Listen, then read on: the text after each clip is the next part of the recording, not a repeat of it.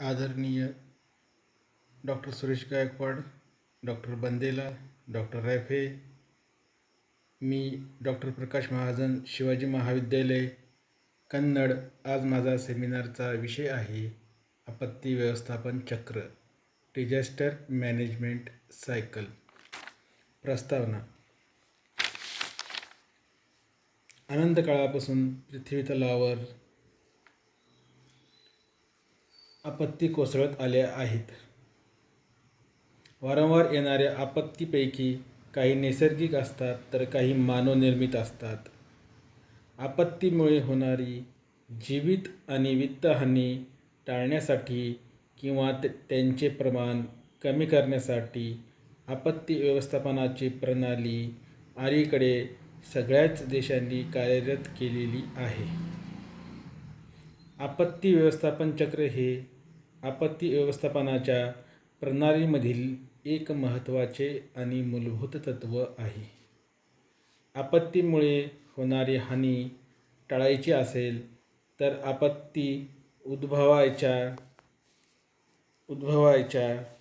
अगोदरपासूनच आपत्तीचा अंदाज घेणे, आपत्तीविरोधी प्रतिबंधक उपाय करणे गरजेचे आहे. कारण आपल्याला त्याच्यावर एखादा ॲक्शन प्लॅन तयार करता येतो. ॲक्शन प्लॅन केला तर उदाहरणार्थ आपण घेऊ की एखादी महाविद्यालय आहे आणि महाविद्यालयामध्ये जर काही कारणानं शॉर्ट सर्किट जर झाला तर त्या शॉर्ट सर्किट झाला असेल तर आग लागली तर तिथल्या सर्व लोकांपैकी काही लोकांना जे काम करतात, नॉन टीचिंग असन, टीचिंग स्टाफ असन, तर मेन स्विच कुठं आहे ते माहीत असणं आधी आवश्यक आहे. त्यानंतर कॉलेजमधून बाहेर पडण्यासाठी किती एक्झिट गेट किती आहेत हे पण माहिती असणं आवश्यक आहे आणि कोणत्या गेटमधून जास्तीत जास्त विद्यार्थी बाहेर पडू शकतात ते पण माहिती असणं आवश्यक आहे. आणि या सर्वांची एक मॉक ड्रिलसुद्धा वर्षातून किमान 2 वेळेस घेणं आवश्यक आहे. त्यानंतर आगीपासून बचाव करण्याकरता जे जे साहित्य असावं लागतं ते सुद्धा असणं महाविद्यालयामध्ये आणि त्याची पण दर महिन्याला एकदा चेक करणं आवश्यक आहे. त्यानंतर महाविद्यालयात जवळील अग्निशमक दल जर फोन केला तर ते किती वाजेपर्यंत येऊ शकतं याचीसुद्धा एकदा तपासणी केली पाहिजे. त्याचबरोबर आपल्याला जवळच ॲम्ब्युलन्सचा नंबर किंवा दवाखाना असणंही माहीत असणं आवश्यक आहे. तसेच की महाविद्यालयामधील विद्यार्थी असो किंवा स्टाफ असेल तर त्यांचे ब्लड नंबर आपल्याला असणं माहीत असणं आवश्यक आहे. कारण जर कोणाला जर रक्ताची गरज पडली तर आपल्याला कोणता गट पॉझिटिव्ह कोणता काय आहे ते माहीत असणं आवश्यक आहे.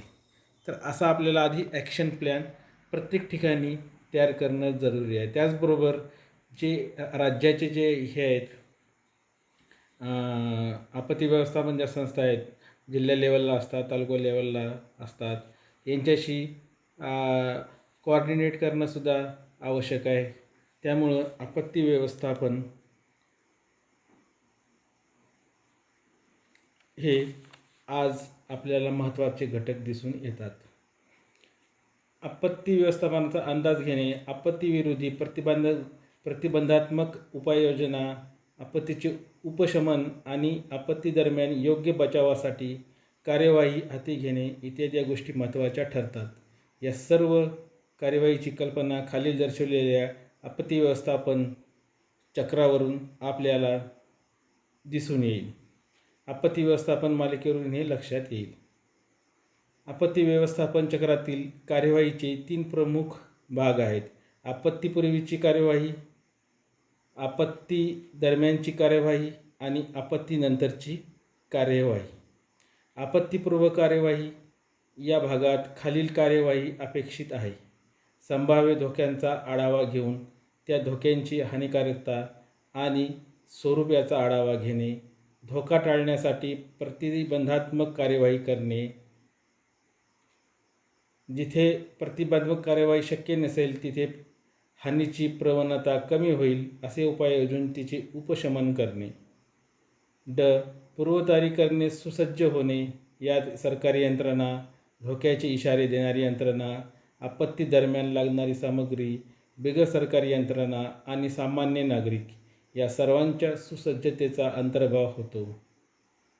आपत्ती दरम्यानची कार्यवाही यात खालील गोष्टींचा समावेश होतो. धोक्याचा इशारा देणे जीविताचे रक्षण आणि बचाव कार्य करणे, लोकांना आणि जनावरांना सुरक्षित स्थानी पोहोचवणे, मालमत्तेची सुरक्षा आणि तात्काळ वैद्यकीय आणि इतर मदत पोहोचवणे. आपत्तीनंतरची कार्यवाही. त्यामध्ये आपत्तीनंतरच्या कार्यवाहीमध्ये विस्थापितांचे पुनर्वसन आणि त्यांचे जीवन पूर्ववत सुरळीत व्हावे म्हणून त्यांचे पुनरुत्थान करणे, नुकसान भरपाई देऊन त्यांना समाजाच्या मुख्य प्रवाहात संलग्न करून घेणे आणि त्यांच्या निर्वाहाची सोय करून देणे. आपत्तीमुळे क्षती पोहोचलेल्या सर्व बांधकामाची इमारतीची पुनर्बांधणी आणि विकास करणे. विकास कामे करीत असताना भविष्यातील धोक्यामुळे परत हानी होऊ नये याची काळजी घेणे. म्हणजेच काय तर आपत्ती आल्यावरपेक्षा आपत्तीनंतरची कार्यवाही ही अधिक महत्त्वाची ठरते.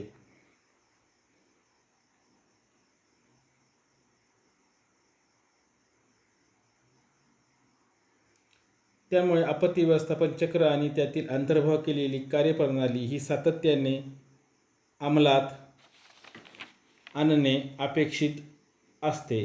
सरकारी यंत्रणा ह्या आपत्ती व्यवस्थापनात महत्त्वाच्या वाटेकरी आहेत किंवा असतात. त्यामुळे पण सामान्य जनांची जबाबदारी ही तेवढीच महत्त्वाची आहे. थोडक्यात आपत्ती व्यवस्थापन ही समाजाच्या सर्व घटकांचा समावेश असलेली सुनियोजित संघटनात्मक कृती आणि समन्वय साधून आपत्तींना समर्थपणे तोंड देण्यास कटिबद्ध असलेली प्रणाली आहे. कारण आपण पाहिलेलं आहे, तामिळनाडूचं उदाहरण घ्या. त्या ठिकाणी ज्या मॅनमेडमुळे ज्या आग लागली होती, तर त्या ठिकाणी तेथील एका शिक्षिकेनं तोंडावर रुमाल ठेवून त्यातून त्यांनी बचाव करण्याचा आणि सगळ्यांना सांगितले की रुमाल वल्ला करा, नाकाला लावा आणि त्या आगीतून धुराच्या ह्याच्यातून बाहेर पडा. त्यातून कित्येक जणांचे तरी त्यांनी प्राण वाचविले. त्यामुळे अशा छोट्या गोष्टीची माहिती असणं आवश्यक आहे. जे लोक नदीकाठी राहत असतील तर त्यांना स्विमिंग येणं गरजेचं आहे, किंवा स्विमिंग येत नसेल तर कशापासून वाचता येईल अनेक उदाहरण देता येईल. जर आपल्याकडे बिस्लेरी बॉटल असेल तर त्यात वजन एक बिस्लेरी बॉटल ही 10 किलो वजन तोलण्याची क्षमता आहे. तर अशा 10 बाटल्या जर लावल्या, 10-12 एकत्र बांधल्या आणि त्या शरीराला घातल्या तर आपण महापुरातून वाचू शकतो. ड्रम आहे, लाईफ जॅकेट आहे, असे अनेक उदाहरणं आपल्याला देता येईल. परंतु आपल्याला त्या ठिकाणी असे गोष्टी घडू शकतात, तर त्या ठिकाणी ह्या माहिती असणं आवश्यक आहे. म्हणून आजच्या काळात आपत्ती व्यवस्थापन आणि त्यासंबंधीची माहिती प्रत्येक लोकांपर्यंत पोहोचणं अत्यंत आवश्यक आहे.